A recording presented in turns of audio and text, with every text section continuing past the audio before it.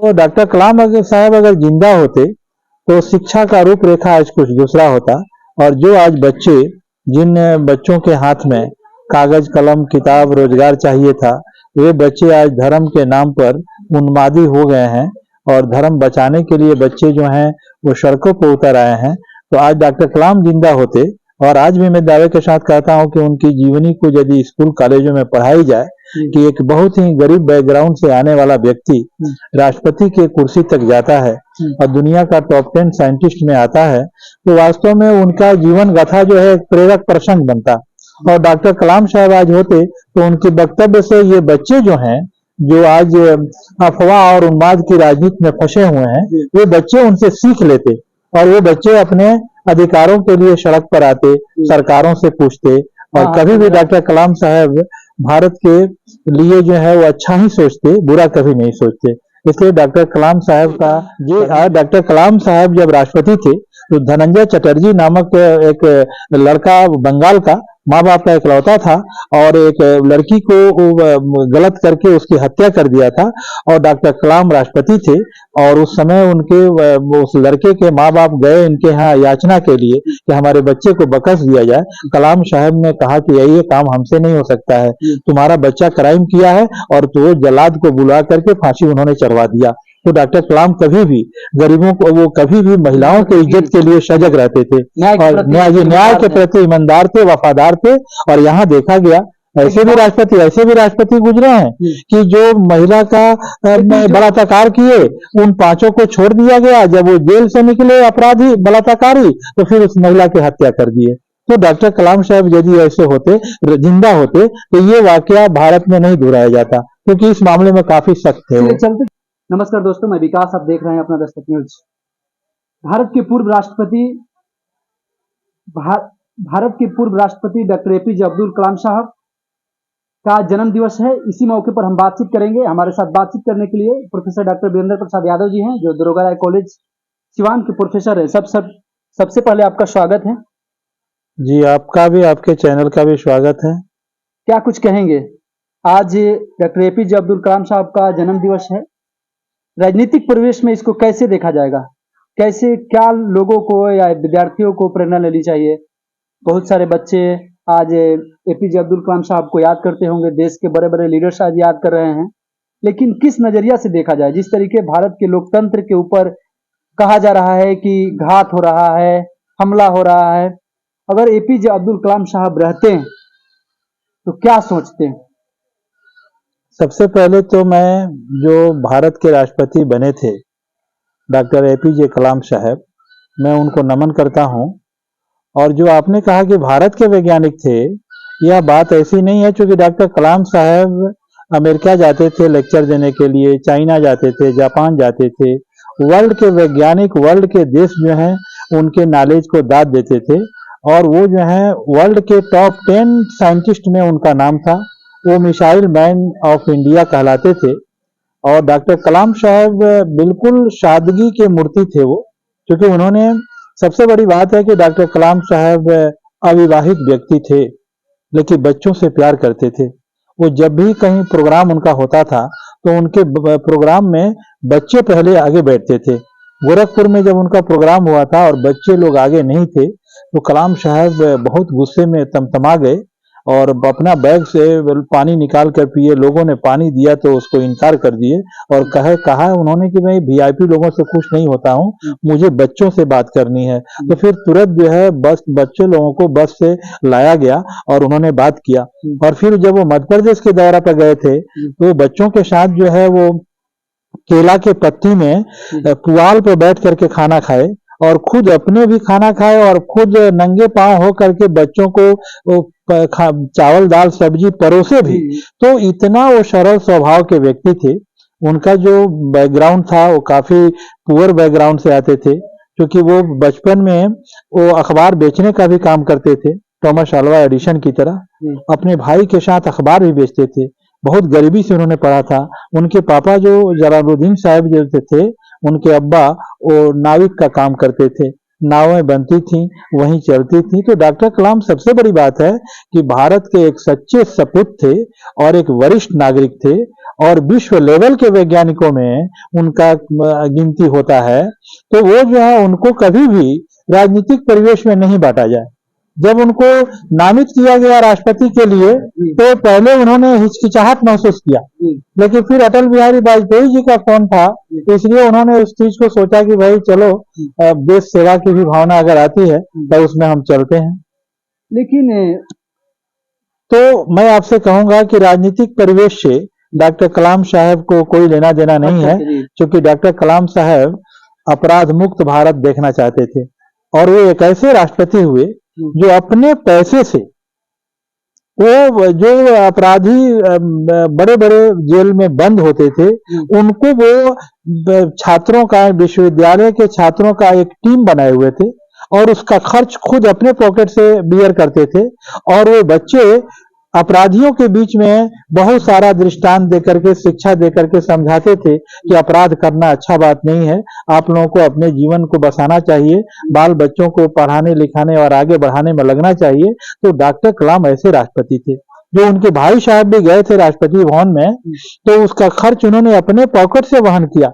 लेकिन अभी के वर्तमान में अगर कोई भी राष्ट्रपति हो, इस तरीके का सोच डेवलप नहीं हो पाता है। इसलिए नहीं हो पाता है कि सबसे बड़ी बात है कि डॉक्टर कलाम जो थे, वो भारत के अंदर जो है, वो भारत में सच्चे एक नागरिक थे, क्योंकि वो जब जाने लगे, जब वो बन करके राष्ट्रपति आए, तो पत्रकारों ने पूछा, मीडिया वालों ने पूछा कि कलाम साहब, राष्ट्रपति भवन में 144 कमरे हैं, आपको कितना कमरा चाहिए? तो डॉक्टर कलाम साहब ने कहा कि मुझे 3 कमरे चाहिए, एक कमरे में मैं रहूंगा, एक कमरे में दूसरा कोई देश का राष्ट्रपति आएगा तो वो ठहरेगा, और एक कमरे में मेरा ऑफिस चलेगा, 3 ही कमरा चाहिए। और खुद वो राष्ट्रपति भवन के कैंपस में वो झोपड़ी बनाए थे, और जब तमिलनाडु से मजदूर गए थे, झोपड़ी बना था, उसी में बैठ करके चिंतन करते थे। तो डॉक्टर कलाम साहब जब जाने लगे राष्ट्रपति पद से, तो वो सिर्फ अपना एक अटैची उठाए, और जो भी बाहरी देशों से जो गिफ्ट मिला था वो देश के हवाले कर दिए, और फिर उस अटैची में अपना 2 पैजामा और 2 सूट। डॉक्टर कलाम साहब अगर जिंदा होते तो शिक्षा का रूपरेखा आज कुछ दूसरा होता, और जो आज बच्चे, जिन बच्चों के हाथ में कागज कलम किताब रोजगार चाहिए था, वे बच्चे आज धर्म के नाम पर उन्मादी हो गए हैं, और धर्म बचाने के लिए बच्चे जो हैं वो सड़कों पर उतर आए हैं। तो आज डॉक्टर कलाम जिंदा होते, और आज भी मैं दावे के साथ कहता हूं कि उनकी जीवनी को यदि स्कूल कॉलेजों में पढ़ाई जाए, कि एक बहुत ही गरीब बैकग्राउंड से आने वाला व्यक्ति राष्ट्रपति की कुर्सी तक जाता है और दुनिया का टॉप 10 साइंटिस्ट में आता है, तो वास्तव में उनका जीवन गाथा जो है एक प्रेरक प्रसंग बनता। और डॉक्टर कलाम साहब आज होते तो उनके वक्तव्य से ये बच्चे जो हैं, जो आज अफवाह और उन्माद की राजनीति में फंसे हुए हैं, वो बच्चे उनसे सीख लेते, और वो बच्चे अपने अधिकारों के लिए सड़क पर आते, सरकारों से पूछते, और कभी भी डॉक्टर कलाम साहब भारत के लिए जो है वो अच्छा ही सोचते, बुरा कभी नहीं सोचते। इसलिए डॉक्टर कलाम साहब का कमी जो है हम पूरे भारतीयों को खलेगा, क्योंकि अब तक के जितने भी राष्ट्रपति हुए, सभी राष्ट्रपति हुए, लेकिन जी एक, हाँ जी, वे लोग, अभी हम लोग देखे जी, जो भी घटनाएं घटती हैं, अभी हम लोगों ने देखा कि भाई मणिपुर में जो घटना घटी कि औरत को नंगा घुमाया गया, और हमारे यहाँ जो है परम आदरणीय राष्ट्रपति मुर्मू जी बैठी हुई हैं। तो सबसे पहले जरूरत क्या था कि जो पुलिस वहां तैनात थी और ये वाकया हो रहा था, सरकार को ऑल ऑफ ए सडन वहां स्टैंड लेना चाहिए, और चूंकि उन्हीं के जो दिल्ली में बैठे हुए लोग हैं, उन्हीं की सरकार वहां पर है, तो कभी भी बकसते नहीं। डॉक्टर कलाम साहब वहां के शासन, राष्ट्रपति शासन में तब्दील करते, और वो फौज से वो बिल्कुल वैसे जो क्राइम कर रहे हैं, वैसे जो अपराध कर रहे हैं, महिलाओं को एक तरफ आप सर पर जो है कलसा ढुआ रहे हैं और नारे दे रहे हैं उपदेश की, यत्र नारी पूज्यन्ते तत्र रमन्ते देवता, अब दूसरी तरफ उसी भारत में औरत को आप नंगा घुमा रहे हैं। तो वर्ल्ड का मीडिया भारत को किस नजर से देखता होगा कि आज भी जो है लोग वहां पर धर्म और जात के नाम पर महिलाओं के साथ दुर्व्यवहार कर रहे हैं। तो डॉक्टर कलाम साहब यदि होते तो आज देश का नक्शा कुछ और होता। बात पर भाजपा के नेता विधुरी दिल्ली से सांसद है,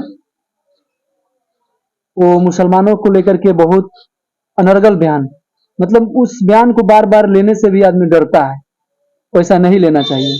अगर कलाम साहब होते तो ऐसे विधुरी पर क्या कार्रवाई होती एकदम एकदम, चूंकि डॉक्टर राष्ट्रपति जो है वो देश के परम आदरणीय व्यक्ति होते हैं और देश के पहले नागरिक होते हैं, किसी देश के राष्ट्रपति।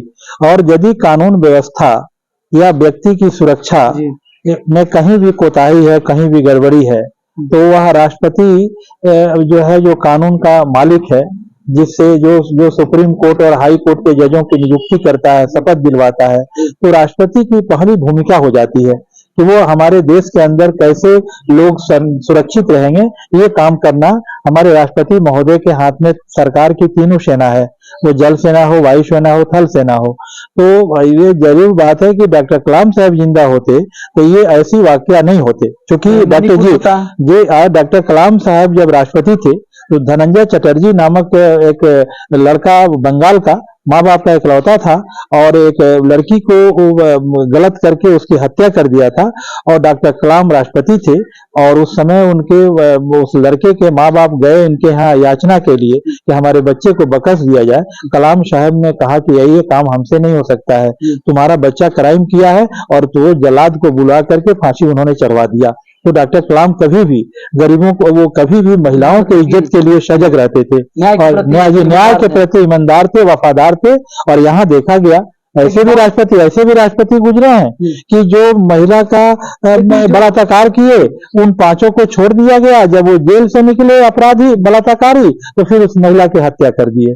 तो डॉक्टर कलाम साहब यदि ऐसे होते, जिंदा होते, तो ये वाकया भारत में नहीं दोहराया जाता, क्योंकि इस मामले में काफी सख्त थे वो। चलते चलते इन तमाम लड़की और महिलाओं को क्या कहिएगा कि कलाम साहब को पढ़ें और उनसे जितना प्रेरणा हो, उनके पद चिन्हों पर जितना चलना हो चलिए। देखिए आप टेम्परामेंट पे चला जाए। साइंटिफिक टेम्परामेंट तब आएगा जब पढ़े लिखे जो लोग हैं, ठीक है, जैसे डॉक्टर है, मास्टर है, इंजीनियर है, प्रोफेसर है, पीएम है, सीएम है, डीएम है, सरकार है, मीडिया है, ये लोग यदि साइंटिफिक टेम्परामेंट के होंगे तब जाकर के हमारे देश का कल्चर बदलेगा। तो अभी तक जो क्या है कि शिक्षा पर संस्कार हावी है। यहाँ मास्टर, डॉक्टर, प्रोफेसर, इंजीनियर देख रहा है गोबर और कह रहा है कि गणेश है। इस मानसिकता को क्या कहिएगा? मिट्टी के 20 चूहे बना दीजिए और चूहे के रंग में रंग दीजिए और बिल्ली को छोड़ दीजिए, जिंदा बिल्ली को, तो बिल्ली समझ जाती है कि ये माटी के चूहे हैं, पेट इससे नहीं भरेंगे, तो बिल्ली जानवर होकर भी बुझ जाती है। और इंसान इतना पाखंडी हो जाता है। तो मैं आपसे जरूर कहूंगा कि दुनिया का कोई भी इंसान हो, तमाम डिग्रियां यदि उसके पास हो और यदि वो पाखंड और अंधविश्वास से मुक्त नहीं हुआ, आजाद नहीं हुआ, तो समझिए कि वो अनपढ़ के समान है, अनपढ़ से भी गया गुजरा आदमी है।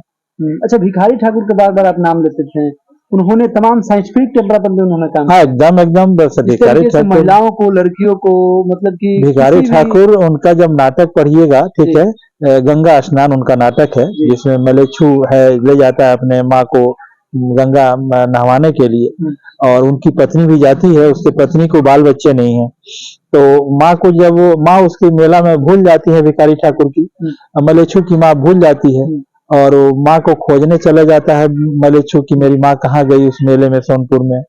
तो तब तक उनकी पत्नी जो है एक साधु के पास जाती है और कहती है कि मुझे बाल बच्चा नहीं है।